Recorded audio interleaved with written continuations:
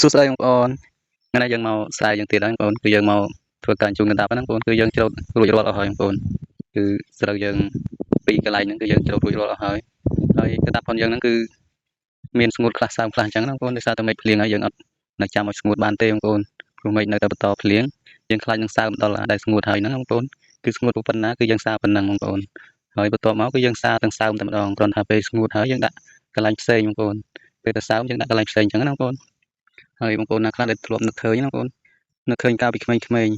ពិសេសគឺខ្ញុំហ្នឹងឯងបងប្អូនគឺចាំមិនភ្លេចទេកាលពីនៅក្មេងៗគឺធ្លាប់ឃើញចាស់ៗគាត់រៀបអញ្ចឹងឯងបងប្អូនហើយយើងធ្វើនេះយើងធ្វើគំរូតាមគាត់ហើយបងប្អូនហើយការរៀបប្រដាប់នេះគឺមានច្រើនបែបបងប្អូនអ្នកខ្លះគឺគាត់រៀបធ្វើបែបជ្រុងអ្នកខ្លះគឺគាត់រៀបធ្វើបែបមូលអញ្ចឹងទៅណាបងប្អូនហើយកាលពីមុនមកនោះគឺថា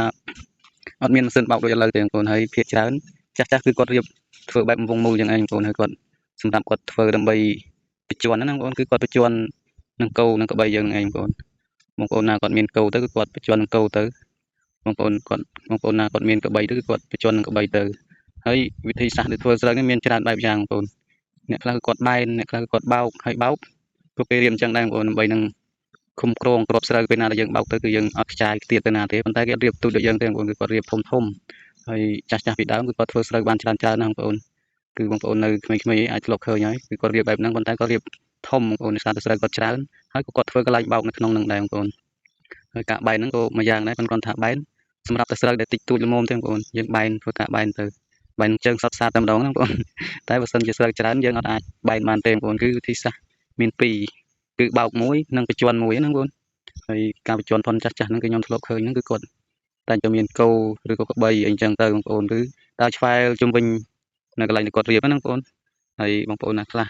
ធ្លាប់នៅពីតូចពេលដែលចាស់គាត់បោកឬក៏បែនរួចទៅគឺគាត់តែតែគោចម្បាំងទុកបងប្អូនហើយខែហ្នឹងក៏ជាដល់ពេលដែលជាខែល្ងាផងដែរបងប្អូនហើយកាលពីនៅតូចហ្នឹងគឺថាឲ្យតែចាស់បោកបែនរួចហើយកន្លែងណាដែលមានចម្បាំងហ្នឹងគឺថាតែងតែនាំគ្នាទៅចូលដេកលេងហើយបងប្អូនអត់ដឹងថាលំមាស់ថាស្គៀបអីទេបងប្អូនកាលពីនៅតូចគឺអត់ដឹងមែនតែដល់ពេលធំអញ្ចឹងទៅបានដឹងបងប្អូនការពិតខ្ញុំអត់យល់ពីខ្លួនឯងដែរបងប្អូនដឹងថាពីតូចហ្នឹងគឺលំមាស់ស្គៀបដែរឬក៏អត់ណាបងប្អូនមិនទៅពេលធំឡើងគឺថាចូលអត់កើតតែម្ដងបងប្អូនគឺចូលសងំនៅក្នុងចម្បាំងហ្នឹងអត់កើតទេគឺថាលំមាស់យកគ្នាតែម្ដងណាបងប្អូនតែឆ្ងល់ថាពីតូចអត់ចេះលំមាស់បងប្អូនហើយនេះជាស្រូវផងយើងជូនរួចមកកន្លែងហើយបងប្អូនមកកន្លែងនេះគឺថាបានស្ងួតល្អបងប្អូន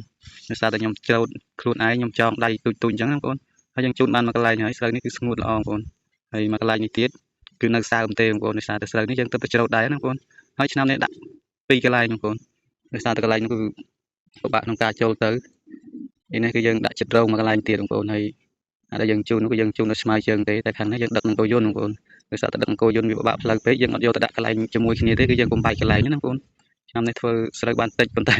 ដាក់ច្រើនកន្លែងគឺដាក់2កន្លែងហើយបងប្អូនដោយសារតែផ្លូវពិបាកបងប្អូនឥឡូវគឺថាជាប់ហើយបងប្អូនជាប់បានសម្រេចហើយផ្លូវនេះបងប្អូនគ្រាន់តែចូលទៅលំអទៅទេក៏ជាប់ដែរទៅជាប់មកក៏ជាប់បងប្អូនលំអទៅទេក៏ជាប់ដឹកស្រូវក៏ជាប់ហើយឥឡូវយើងមកដល់កន្លែងវិញហើយបងប្អូនគឺជាជើងចុងក្រោយហើយបងប្អូនគឺយើងអស់ហើយថ្ងៃនេះគឺយើងនៅចាំទៅបោកយកតែម្ដងហើយបងប្អូនដោយសារតែស្រូវយើងរួចរាល់អស់ហើយវីដេអូយើងក៏មានអីច្រើនដែរបងប្អូនមានតែប៉ុណ្ណឹងជម្រាបលាបងប្អូនសុខសប្បាយ